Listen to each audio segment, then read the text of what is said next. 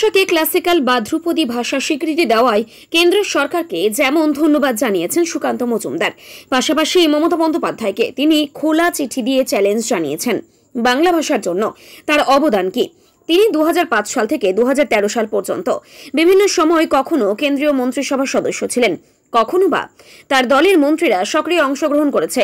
এই সময়ে মমতা বন্দ্যোপাধ্যায় বাংলা ভাষাকে ধ্রুপদ ভাষার স্বীকৃতি দেওয়ার জন্য কেন্দ্রীয় সরকারের কাছে কি কি আবেদন করেছেন তা দেখানোর জন্য অনুরোধ করেন সুকান্ত মজুমদার। যে গতকাল মাননীয় প্রধানমন্ত্রী শ্রী নরেন্দ্র মোদীর নেতৃত্বে কেন্দ্রীয় মন্ত্রিসভা বাংলা ভাষাকে ক্লাসিক্যাল ভাষা অর্থাৎ বাংলা যাকে ধ্রুপদী ভাষা বলে সেই ধ্রুপদী ভাষা হিসেবে স্বীকৃতি দিয়েছে।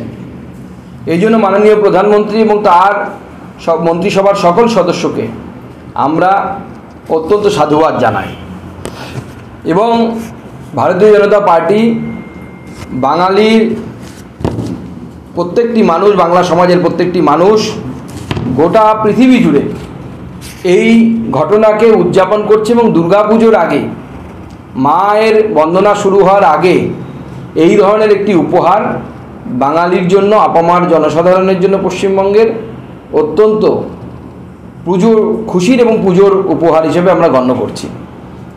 যথারীতি আমাদের মুখ্যমন্ত্রী এই ঘটনার ক্রেডিট নেওয়ার চেষ্টা করছেন এবং তিনি বলছেন উনিই নাকি করেছেন। তাহলে কয়েকটি সত্য আপনাদের সামনে আমি রাখতে চাই এবং তার উত্তর তৃণমূল কংগ্রেস এবং মুখ্যমন্ত্রীর তরফ থেকে আমরা আশা করি। 2004 সালে প্রথম এই ধ্রুপদী ভাষা দেয়া শুরু হয়। কেন্দ্র সরকার 2004 সালে নিশ্চয়ই মনে আছে, মমতা বন্দ্যোপাধ্যায়ের নিশ্চয়ই মনে আছে, সেই সময় ইউপিএ সরকার ছিল।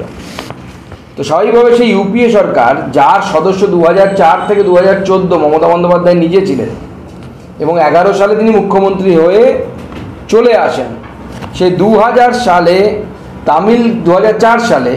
তামিলকে প্রথম ক্লাসিক্যাল ভাষা হিসাবে কেন্দ্রীয় সরকার অর্থাৎ ইউপিএ সরকার, যে সরকারের সদস্য মমতা বন্দ্যোপাধ্যায় নিজে ছিলেন, তামিলকে ক্লাসিক্যাল ল্যাঙ্গুয়েজ বা ধ্রুপদী ভাষার মর্যাদা দেওয়া হয়। আমাদের প্রশ্ন, 4 সালে মাননীয় মুখ্যমন্ত্রী বাংলার জন্য সরকারের থেকে কি দাবি জানিয়েছিলেন? জানিয়ে থাকলে তার লেটার কোথায়? তার চিঠি কিছু দিয়েছিলেন মন্ত্রী হিসেবে, কেন্দ্রীয় মন্ত্রী হিসেবে?